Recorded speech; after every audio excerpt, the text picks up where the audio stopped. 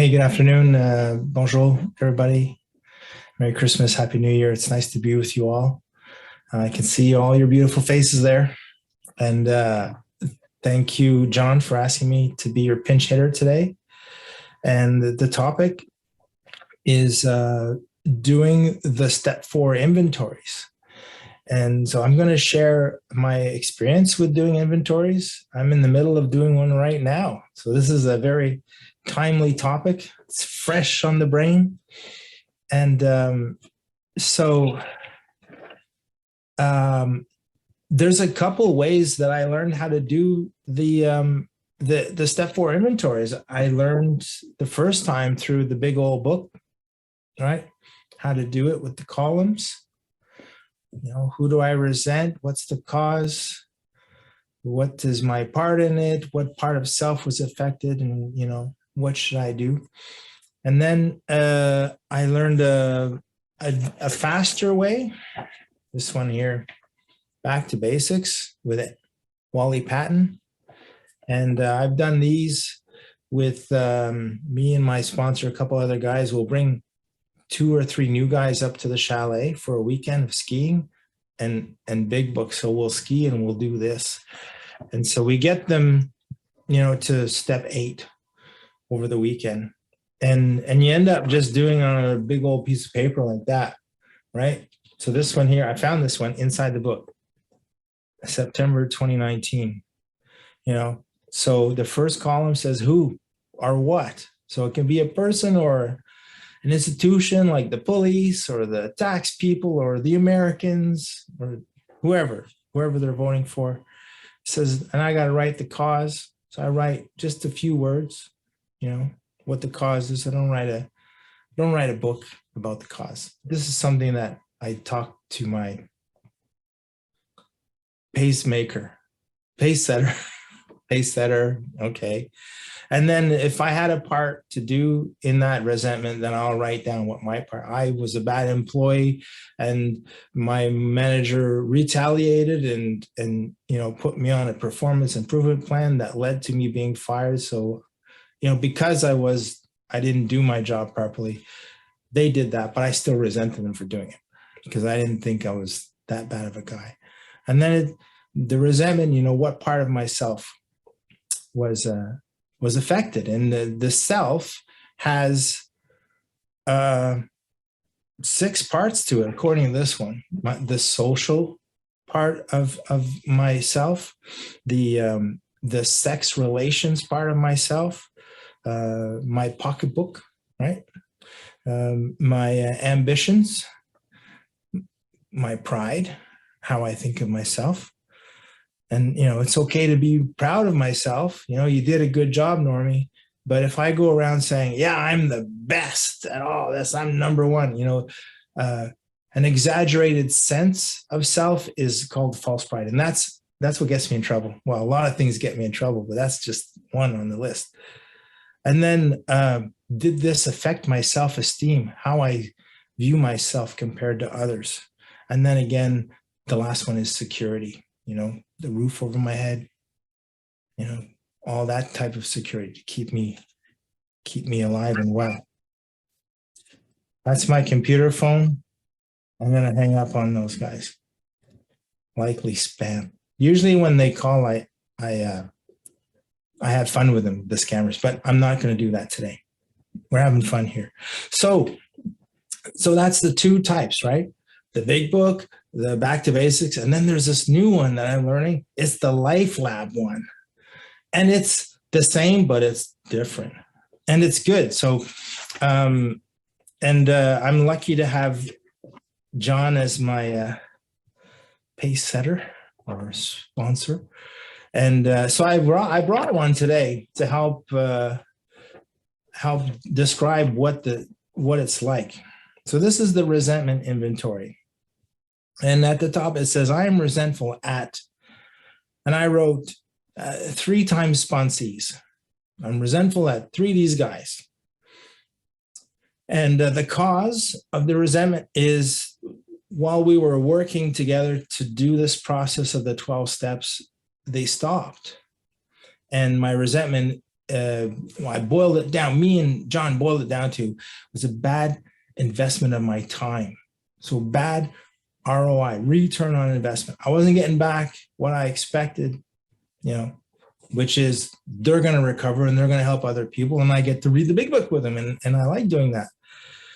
So then underneath it says, this affects my self-esteem, pride, ambition, security, personal relations, sex relations, pocketbook, like I just said. So under self-esteem, it says here, how I see or feel about myself. What's the role that I've assigned myself? So I said, I'm the best sponsor there is. That's the role. I'm pretty good at this. And and then down the next one is the pride part, the relationship part. Well, how I think others see me or feel about me, the role that I've assigned to others. Others should, or nobody should, or others. So, I want others to see me as a big book guy, a big book thumper, and no one should waste my time, right? And then I'm like, no one's gonna want to see Norm if these guys keep slipping, because they're gonna say, yeah, Norm's guys don't recover. Don't go see him. This is me in my head, writing this down. The next one is ambition, which is my expectations. What do I want to happen here, right? With regarding to this resentment with these guys, well, I want my men to be successful. And I want them to recover. And then I want them to go and help others because it's good. That's the way it's supposed to work. And then security, what I need here. So under security, it says what I need here to be okay. So I need to keep working with other men to be okay. That's what I need. I've been doing this for, 11 or 12 years now, one after another, and I'm okay. But I get this recently, I'm a little resentful because 3 of my guys, 2 of them went out and 1 of them just slowed down. But anyway. So that's security. Under personal relationships, there's a description here. It says, my deep-seated beliefs of how this relationship is supposed to look, how this relationship with my sponsee men is supposed to look, or paces, as we say here. So, look, like good sponsees do the work and show up on time and go through the process and say what they're going to do, what they say they're going to do. We wrote a contract. Yeah, we have a contract, signed it, dated. What you're going to do and what I'm going to do. And, this does affect my personal relationship. It takes time away from my life and my time with my family, and I'm investing my time. And being a pace setter is it's inconvenient. Service is supposed to be inconvenient, right? And that's fine.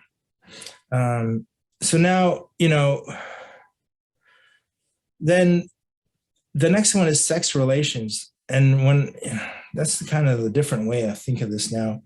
So I just read what it writes here and then I follow it. So my deep-seated beliefs of how a real man or woman are supposed to be, like real men are planned and organized and direct and controlled. We're disciplined. And disciplined to do what needs to be done, right? And then the last one here, pocketbook. So these are my belief systems. The cost of my resentment. What does this do? Well, the cost of this resentment, it's taking emotional energy out of me, right? I'm not getting my return on investment. And while I'm investing in these guys, other men who really need it, might really want it, and might really need it. I'm not talking to them because I'm busy. Because when I've got, 2 guys on the go, I can't take on others because Lori will say, no more sponsors until February. No more sponsees till February. So I'm like, okay, and so, it costs my caring, because now, I invest and invest, and I get disappointed, resentful, and then I get a little jaded, like like you know in wartime, when you start off with your group of guys from basic training, and then over time they get knocked out, and then they replace them with new guys. The core guys don't want to talk to the new guys because they know they might not last. So I'm kind of feeling like whatever that syndrome is called, it's like I'm not that into it right now, because that's one of the costs of this resentment. So there it is. And then there's the fears involved. Well, I'm not going to go through all the fears, but then when I flip it over, this is where the change happened. So this thing, the cause of my resentment was no return on investment. And then the other side says, hey, Norm, how are you a bad return on investment with others? And I'm like, me? Like, I thought it was about them. No. It's not about them on this side. But on this side, it's about you, Norm. Where were you a bad investment on others, And it spells it out nicely. Where have I been self-seeking?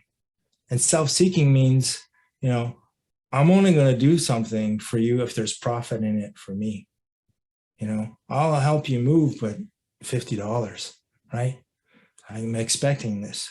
So here's what look around the whole resentment. What did I do?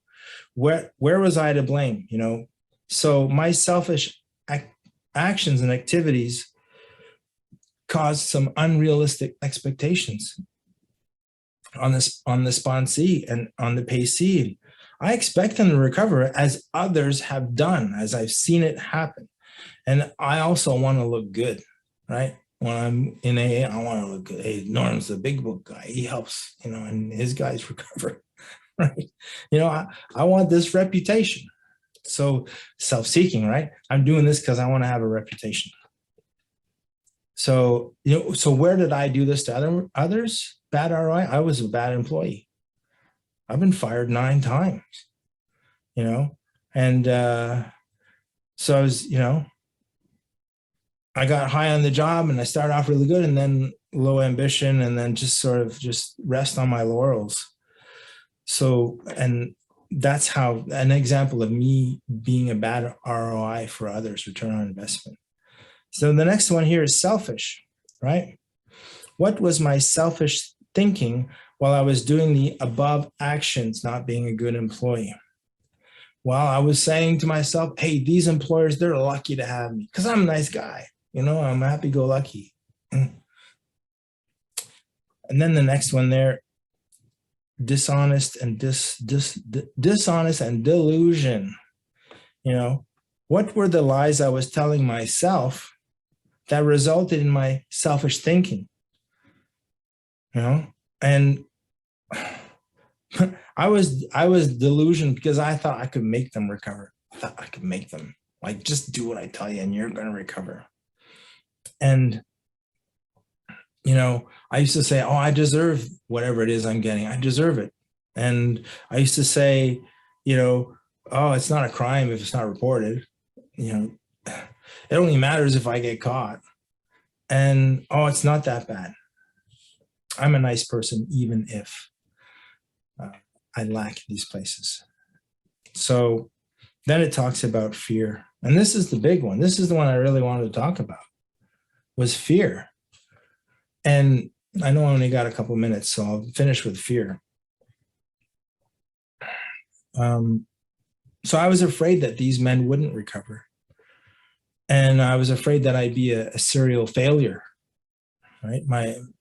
The way I take men through the steps isn't going to work. It's not going to be effective anymore. So my fear created my attitude, and my attitude created my behavior, and then that equals the bad return on investment. And my fears were being confirmed by these men.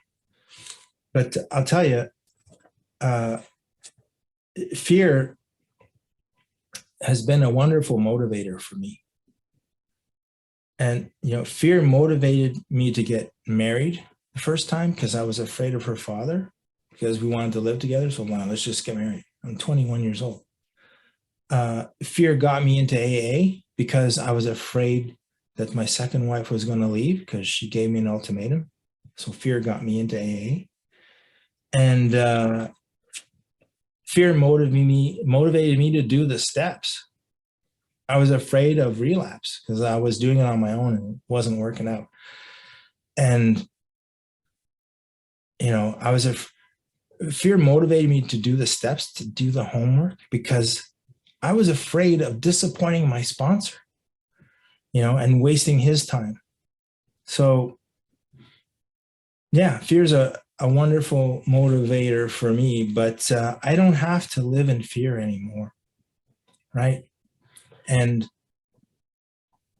I'm not afraid anymore. Fear comes around once in a blue moon. It doesn't last long because I ask for help. I ask God's help, and I call somebody. You know, I don't suffer in silence anymore. And so what happens when I do this inventory? The next thing is I'm going to share it with another human being and with God, the exact nature of all my wrongs, everything I've ever done. And I remember my sponsor said to me a long time ago, we're in the middle of a conversation, and he interrupted me to say, Norm, you tell your sponsor the things that you cannot tell other people. You tell your sponsor the things that you cannot tell other people. And I had been carrying around something for 6 months, and I told him, I said, Mark, I kicked Lori's little dog across the room.